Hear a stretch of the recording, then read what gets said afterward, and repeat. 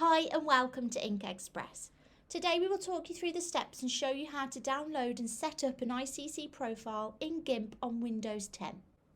For those that aren't sure what an ICC profile is, it is a file created and provided in our sublimation packages to help improve the colour tone and accuracy of your sublimation prints.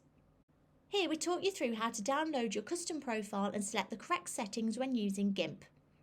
We provide all of our sublimation packages with a disk copy of the profile, but for those who don't have a disk drive, we can email it over and you can download it from there. So if you are receiving your profile via email, you will need to click the download icon on the attachment and that will automatically save the profile in your downloads folder. Next, you will need to open your downloads folder and here you will see the profile we have just downloaded. If you right-click, you will see the option to install profile. You won't visibly see anything happen here, but it will have installed the profile to the correct place for you ready to open in GIMP. If you prefer to manually transfer the file from one folder to another, you can do so by right-clicking and selecting Copy. We now need to navigate through the folders to paste it into the correct one. We do this by selecting this PC, select your local disk drive C, click Windows and search for System 32. You may find it easier to search for this in the search box.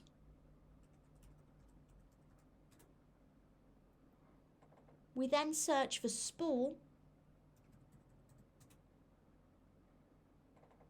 select drivers and colour, and in here is a list of all the installed profiles on your computer. If the profile is not visible and not listed here, you can right-click and paste. The profile is now saved in the correct place and ready for you to open GIMP and apply the print settings. Here we open GIMP with an image that is sized ready to print.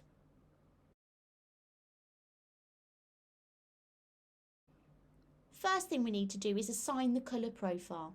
To do this, we click on Image, down to Colour Management and across to Convert to Colour Profile. Under the Convert to heading, we select the drop-down list of profiles and choose Select Colour Profile from Disk.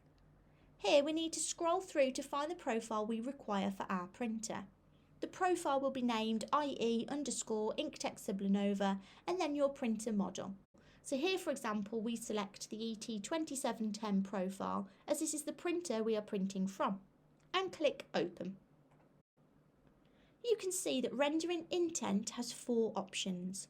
We generally use either the perceptual or the relative colorimetric option, but you can select any of these to change the final result. And then we click Convert. The colour profile is now assigned, so we need to add the correct print settings.